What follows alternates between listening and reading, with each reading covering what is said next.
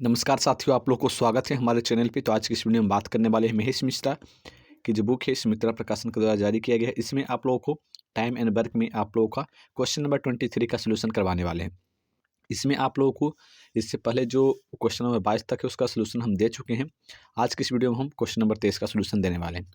ये जो क्वेश्चन इस क्वेश्चन को देने से पहले या फिर जो आगे आने वाले क्वेश्चन है 37 नंबर क्वेश्चन तक आप लोगों को इसमें दिया गया है, ठीक है। तो वहाँ तक आप लोगों को क्वेश्चन जो बताने वाले हैं उससे पहले आप लोगों को एक चीज़ बताना चाहेंगे कि अगर आप लोगों ने टाइम एंड वर्क एक बार पहले पढ़ा होगा तभी आप लोग के क्वेश्चन समझ में आएगा। अगर नहीं पढ़ा होगा तो आप लोग क्वेश्चन समझने में थोड़ा परेशानी हो सकता है, क्योंकि यहाँ पर नया जो वर्ड यूज होगा उसका मतलब ही आप लोगों को समझ में नहीं आएगा, ठीक है। तो इस बात को आप लोग ध्यान में रखिए कि आप लोग एक बार पढ़ लिए होंगे अगर टाइम एंड वर्क तो आप लोग को ज़्यादा बेटर समझ में आएगा। चलिए क्वेश्चन पे चलते हैं। क्वेश्चन में आप लोग क्या कहा जा रहा है, ए जो है बी से आधा कार्यकुशल है। क्वेश्चन में दम नहीं है, क्वेश्चन बहुत ईजी है, ठीक है। क्वेश्चन इतना ईजी है कि आप सोच भी नहीं सकते। सिर्फ जो वर्ड यहाँ पर दिया गया है ना, जो घुमा के दिया गया है शब्द को, उसमें थोड़ा प्रॉब्लम है, ठीक है। यहाँ पर आप लोग कहा किया गया है कि ए जो है बी से आधा कार्यकुशल है। इसका मतलब क्या हुआ, यानी कि ए जो है बी से आधा कार्यकुशल है, यानी कि ए जो है बी से आधा क्षमता उसका रखता है। यानी कि अगर बी कोई काम कोई काम एक है, अगर उसको कर सकता है तो ए जो है उसका आधा ही काम करेगा। किसी टाइम में अगर टी टाइम में बी जो है किसी काम को कर सकता है तो टी टाइम में ए जो है उस काम को आधा ही करेगा। यानी कि इसकी जो क्षमता है इससे बी से आधा है। यानी कि ए की जो क्षमता है बी से आधा है। इस बात को आप लोग समझ चुके होंगे कि ए की जो क्षमता है वो बी से आधा है। तो यहाँ पर आप लोग देखिए, यहाँ पर हो जाएगा कि ए की जो क्षमता है वो बी से कितना है, आधा है। यानी कि बी अगर 2 होगा तो ए कितना हो जाएगा, अगर बी 2 होगा तो ए 1 हो जाएगा। यानी कि ए की जो क्षमता है वो बी से आधा है, तो बी से देखिए आधा हो गया, यहाँ पे बी से आधा हो गया क्षमता इसका। यानी बी से क्षमता आधा है, आधा हो गया, ठीक है। बी के 2 है तो ए के 1 है तो आधा हो गया। क्वेश्चन में जो कहा आप लोग हमने लिख दिया। अब देखिए क्वेश्चन में आगे क्या कहा, ए और बी मिलकर जितना काम करते हैं, ए और बी मिलकर जितना काम करते हैं सी उसका आधा काम करता है। यानी कि ए और बी मिलकर, तो ए और बी मिलकर ए एक दिन में 1 यूनिट काम करता है, यहाँ पर देखिए, और बी एक दिन में 2 यूनिट काम कर सकता है। क्वेश्चन में आप लोग पहले ही दिया गया। कार्यकुशल का मतलब तो वही हुआ कि आप लोग कार्य कितना कर सकते हैं एक दिन में या फिर उस स्पेसिफिक टाइम में, ठीक है। तो यहाँ पर हम एक दिन मान के बता रहे हैं। एक दिन में यहाँ पर 2 यूनिट काम करता है और ये जो है एक दिन में 1 यूनिट काम करता है। दोनों मिलकर टोटल 3 यूनिट काम करता है। क्वेश्चन में आप लोग क्या कहा कि सी उसका आधा काम करता है। किसका, ए और बी का। ए और बी कितना काम करता है, 3 यूनिट काम करता है। उसका आधा काम कितना करता है, सी करता है। तो सी इसका मतलब कितना करता होगा, 3/2 यूनिट काम करता होगा। यानी कि ए और बी मिलकर 3 यूनिट काम करता है एक दिन में, तो सी जो है उसका आधा काम करता है, 3/2 हो जाएगा। यानी कि सी 3/2 यूनिट काम करता है, ठीक है। अब इसको हम सही से लिख देते हैं। आप लोग इतना समझ गए होंगे, ठीक है। इसको हम पूरा सही से लिख देते हैं ताकि आप लोगों को अच्छा समझ में आए। तो यहाँ पर देखिए, ए हो गया, बी और सी। ए 2 यूनिट था, ए का 1 यूनिट था और इसका 3/2 यूनिट था। अब देखिए यहाँ पर देखिए बटा में दिया गया है और ये रेशियो है, ठीक है। तो रेशियो में या फिर परसेंटेज में और एक फ्रैक्शन में, ठीक है, इन सभी में अगर बटा में इस तरह से दिया रहेगा तो आप लोग क्या करना, सिंपली नीचे जितना बटा दिया गया है उससे सभी में गुना कर देना है। तो सभी में गुना कीजिएगा तो आप लोग कोई भी फर्क नहीं पड़ेगा, ठीक है। सभी में गुना कर दिए, कोई भी फर्क नहीं पड़ेगा। जब काटिएगा, ये क्योंकि ये रेशियो में है तो काटिएगा तो इससे कैंसिल हो जाएगा, 2 से 2, 2 से 2 और 2 से 2 कैंसिल हो जाएगा, तो फिर जितना था पहले उतना ही आ जाएगा, ठीक है। तो वही बताएं कि रेशियो, फ्रैक्शन और इन सभी में आप लोगों को फ़र्क नहीं पड़ता है। तो 2 से सभी में अगर गुना कर देंगे तो कोई फ़र्क नहीं पड़ेगा।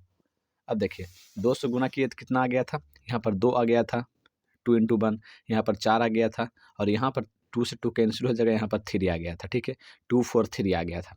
इसको भी हम सही से लिख देते हैं ताकि आप लोगों को सही समझ में आए। तो यहाँ पर कितना आ गया, 2 2:4:3। अब देखिए क्वेश्चन में आप लोग सोच रहे हो कि यहाँ पर 2:4:3 कैसे आ गया, पहले कुछ और था। देखिए क्वेश्चन में जो कहा वही है, ठीक है। वहाँ पर आप लोगों को कोई बदलाव नहीं हुआ। ए जो है बी से आधा कार्यकुशल है, बी से आधा कार्यकुशल है, यानी कि बी 4 है तो ए 2 है। और यहाँ पर ए और बी मिलकर जितना काम करता है तो ए दोनों मिलकर कितना काम करता है, 5 यूनिट, उसका आधा।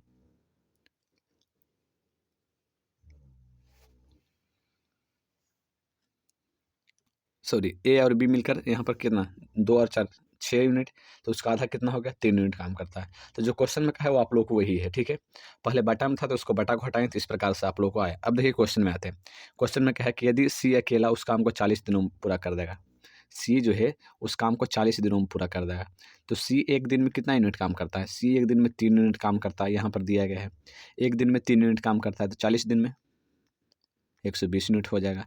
तो 40 × 3 होगा तो 120 यूनिट काम करता है। यानी कि जो टोटल काम है, देखिए सी जो है अकेला उस काम को 40 दिनों में पूरा कर देता है। यानी कि 120 यूनिट काम को सी 3 यूनिट रोज करता है तो 40 दिनों में पूरा हो जाता है। यानी कि यहाँ पर ये कहा कि आप लोगों को जो काम है, तो काम कितना है वही काम को निकालने के लिए 120 यूनिट यहाँ पर काम निकल गया। यानी कि एक दिन में सी जो है 3 यूनिट काम करता है 40 दिन में तो 120 यूनिट, यानी कि जो टोटल काम था वो 120 यूनिट था, ठीक है। तो आप लोग को ये भी पता चल गया कि काम कितना है। तो आप लोगों को काम पता चल गया कितना, 120 यूनिट है। काम 120 यूनिट है, 120 यूनिट है, ठीक है। आप लोग को ये पता चल गया। अब देखिए, अब आप लोग क्वेश्चन में कहा कि ए, बी और सी मिलकर पूरा काम कितने दिनों में पूरा करेंगे। तो तीनों मिलकर, ए एक दिन में 2 यूनिट काम करता है, बी एक दिन में 4 यूनिट काम करता है और सी एक दिन में 3 यूनिट काम करता है। जोड़िए 4 2 6 और 6 3 9, यानी कि तीनों मिलकर 9 यूनिट काम करता है। एक दिन में 9 यूनिट, एक दिन में 9 यूनिट, एक दिन में 9 यूनिट, तो 120 यूनिट काम करने में कितना दिन लगेगा। तो 120 में 9 से भाग दे दीजिएगा तो आप लोग पता चल जाएगा। यानी कि एक दिन में तीनों मिलकर 9 यूनिट काम करता है तो 120 यूनिट काम करने में कितना दिन लगेगा, ठीक है। अगर आप लोगों ने 8 क्लास में एक-एक का नियम पढ़ा होगा तो अब तब आप लोग इस चीज़ को समझते होंगे। तो यहाँ पर आप लोग भाग दीजिएगा तो यहाँ पर 40/3 आ जाएगा, 40/3, जो आप लोग को ऑप्शन नंबर 1 का आंसर हो जाएगा, ठीक है। अब आप लोग को ये समझा देते हैं कि आप लोग हुआ कैसे। देखिए, एक दिन में तीनों मिलकर कितना काम, ए बी सी मिलकर, ए बी और सी तीनों मिलकर एक दिन में 9 यूनिट काम कर रहे हैं, ठीक है। तो 40 दिन में, सॉरी, एक दिन में 9 यूनिट काम कर रहे हैं, ठीक है। यहाँ पर आप लोग को अच्छी तरीके से और समझा देते हैं। 9 यूनिट काम करने में, 9 यूनिट काम करने में एक दिन लग रहा है, ठीक है। तो 120 यूनिट काम करने में 1/9 गुने 120 हो जाएगा। तो यहाँ पर आप लोग भाग दीजिएगा तो 40/3 आएगा, 40/3 डेज। तो आप लोग समझ में आया होगा ये क्वेश्चन जो आप लोग हमने बताया। अगर नहीं समझ में आया होगा, हमने पूरी तरीके से समझाने की कोशिश की है ताकि आप लोगों को समझ में आ जाए। अगर नहीं समझ में आया होगा तो कमेंट बॉक्स में कमेंट कर दीजिएगा ताकि हम आप लोगों को फिर से अच्छी तरीक़ा से अगले दूसरे टाइप से समझा कर आप लोगों को बता दें। मिलते हैं नेक्स्ट वीडियो में, तब तक के लिए जय हिंद जय भारत।